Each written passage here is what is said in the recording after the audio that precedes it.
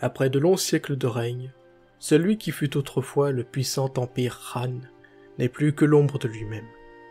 Depuis plusieurs décennies, l'ombre des 10 eunuques se fait sentir sur chacune des décisions impériales. Nul ne peut avoir d'audience avec l'empereur Ling sans l'aval des plus puissants et influents des eunuques, qui, en réalité, profitent de leur position avantageuse pour gagner en prestige et en richesse. De plus, lorsqu'une personne tente de critiquer cette situation, elle est dans le meilleur des cas écartée de la cour de Luoyang. Sinon, il n'hésite pas à le faire exécuter sous le nez et la barbe de l'empereur. Le venin du népotisme et de la cupidité s'est profondément ancré dans le cœur de l'Empire. Alors que les uns s'engraissent, d'autres, au contraire, sont plongés dans le désarroi. Ajoutez à cela, de nombreuses catastrophes naturelles touchent l'Empire du Milieu. Le puissant fleuve jaune déborde de son lit et ravage les plantations des plaines centrales. Ce qui est considéré comme étant le cœur de la civilisation chinoise antique peut également être son pire cauchemar. Les épidémies se sont également déchaînées sur la population rurale, qui, privée des récoltes, est parfois réduite au cannibalisme dans les zones les plus touchées. Petit à petit, la colère et la dissidence grondent à travers les provinces. Pour beaucoup, l'ère des Han n'était plus qu'à son crépuscule, alors que loin, une lueur d'espoir est apparue dans la province de Qi, au nord. Une lueur qui apparaît sous la forme d'un ciel jaune annonciateur d'une nouvelle ère. Le mandat des cieux allait être disputé.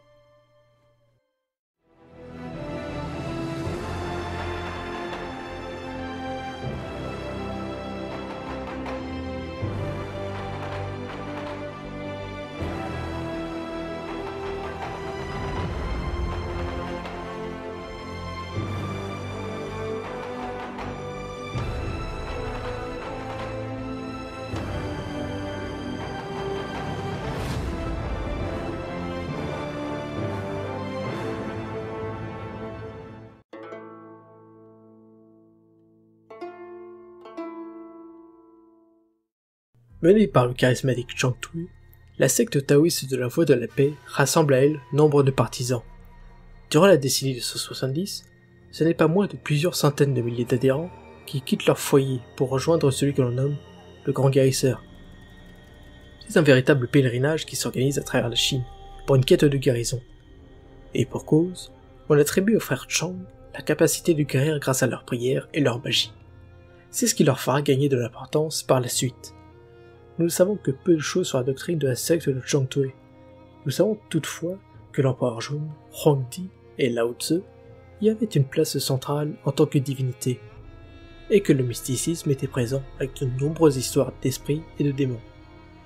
Selon la doctrine religieuse impériale, le Huanglao, les pratiques de la Voie de la Paix sont jugées comme étant hérétiques, mais malgré plusieurs avertissements, rien n'est fait contre. En effet, pour beaucoup d'officiels impériaux, cela pourrait être rapidement réglé avec quelques troupes locales, comme les quelques révoltes qui eurent lieu auparavant. Mais cette révolte n'était pas comme les autres. Non seulement le nombre de potentiels rebelles était beaucoup plus conséquent, mais en plus, Chang Tui avait beaucoup d'autres partisans à travers l'Empire. Durant plusieurs années, il organisa une révolte qui allait changer la face de l'Empire du Milieu. Malgré le fait qu'il n'ait eu un passé de militaire, la rébellion fut minutieusement organisée et planifiée. Il organisa pas moins de 36 foyers d'insurgés à travers les commanderies de l'Empire. Tous devaient prendre les armes en même temps, au même jour. Et grâce à plusieurs contacts de la cour, notamment Ma Yuanyi, il organisa un coup d'état au sein même du palais impérial de Luoyang. En plus d'être prêt à se soulever partout en Chine, il comptait couper la tête du serpent le plus vite possible, privant les armées loyalistes de leur chef. Avec ce plan, Chang Tui pourrait s'occuper des Han en quelques semaines. Mais tout ne se déroula comme le voudrait le plan.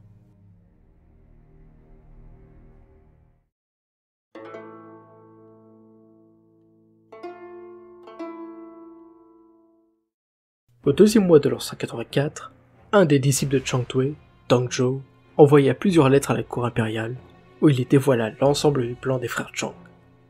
Ma Yuanyi fut immédiatement arrêté et exécuté à Luoyang.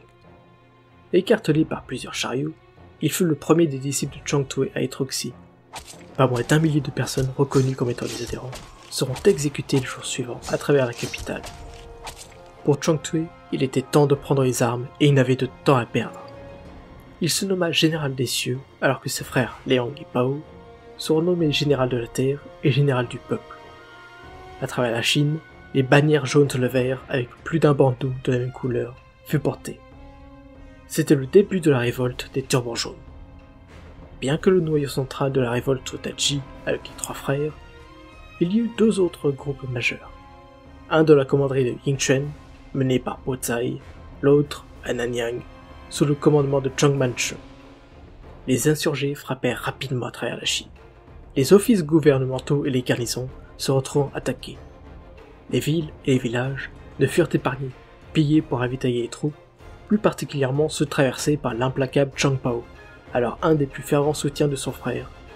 Pour les turbans jaunes, il n'y avait que 2 choix, rejoindre la voie ou mourir.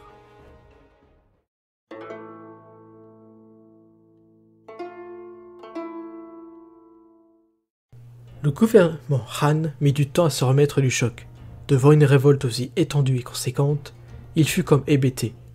Au 4e mois de l'an 184, sous les conseils de plusieurs officiels, l'empereur Ling nomma 3 généraux pour mener les armées hors de Luoyang et terrasser les 3 principaux groupes armés.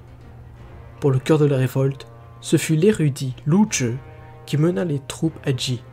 Huang Fusong et Zhu Tun, quant à eux, furent envoyés à Yingchuan.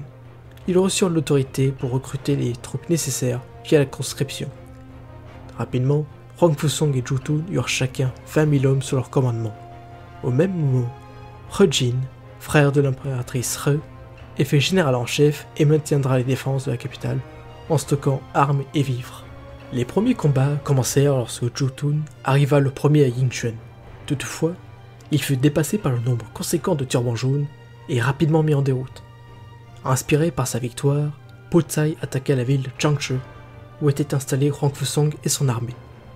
Pour affaiblir les assiégeants, Huang Fusong envoya quelques hommes mettre le feu aux campements des turbans jaunes.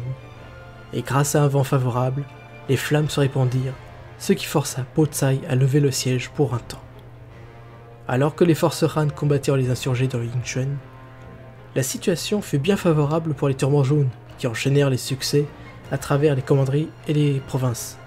Par exemple, Zhang Manchu prit le contrôle de Danyang, lui assurant au passage une position stratégique dans la région, étant non loin de la capitale impériale. Au 5e mois, des renforts furent envoyés pour Huang Fusong et Zhu Tun. Ceux-ci furent menés par un jeune commandant de cavalerie nommé Cao Cao. Bien qu'étant à son premier commandement militaire, ce dernier était déjà suffisamment compétent pour obtenir un nombre de succès durant cette campagne. Les 3 purent attaquer le camp de Po Zai et annihiler ses troupes, forçant le chef insurgé à fuir. Le mois suivant, ils seront rejoints par l'inspecteur du Yu, Wang Yun, et purent vaincre définitivement Po Zai. Après cette perte, les turbans jaunes des commanderies environnantes se rendirent sans sourciller aux troupes loyalistes. Alors que Cao Cao retourna à Luoyang, Huang Fusong sera envoyé au nord pour soutenir Lu Zhi. Quant à Zhu Tun, il restera dans les environs pour mater les dernières poches de résistance, où il sera soutenu par le jeune Sun Tien.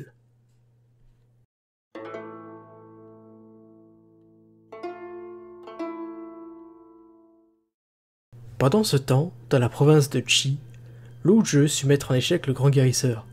Bien que ce dernier ait pu organiser avec brio sa révolte, il n'était un militaire comme il a été dit auparavant. À chaque confrontation, le général Lu Zhi le vainquit sur le champ de bataille. Au 7e mois, Zhang Tui se verra même repoussé de son fief de Zhulu pour mieux se retrancher à Guangzhong, accompagné de son frère Liang.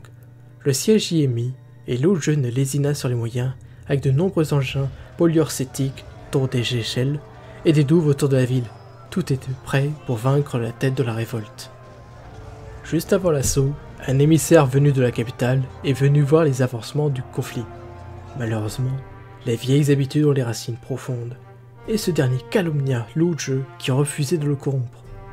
Les eunuques en profitèrent pour faire arrêter le général, celui-ci étant emmené à Luoyang dans une cage. Dongzhou est alors envoyé le remplacer pour le siège. Alors que le siège de Guangzhong commençait à s'enliser, Huang Fusong remporta bataille sur bataille dans les plaines centrales. Sa réputation et son prestige commençaient à s'élever. Face au manque de résultats concluants, la cour impériale ordonna à Dongzhou de lever le siège après 2 longs mois et de laisser Rang Fusong prendre les commandes. Mais ceux qui ne le savent pas, c'est que ce siège aura eu une conséquence désastreuse pour les Turbans jaunes. Au cours du siège, celui qui se faisait nommer le Grand Guérisseur fut frappé par la maladie et en périt. Son frère reprit les commandes des troupes. Malgré une situation chancelante, les insurgés ne comptaient pas se rendre aussi facilement. Au 10e mois, Rang Fusong arriva à Guangzhong et rencontra Zhang Liang sur le champ de bataille.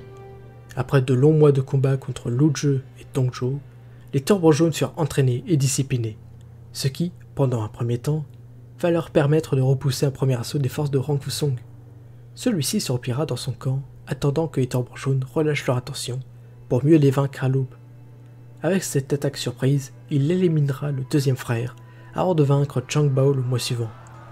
Avec la mort des frères Zhang, la voie de la paix venait de perdre leur commandement spirituel et bien rapidement, les dernières troupes de Qi se dispersèrent ou se rendirent.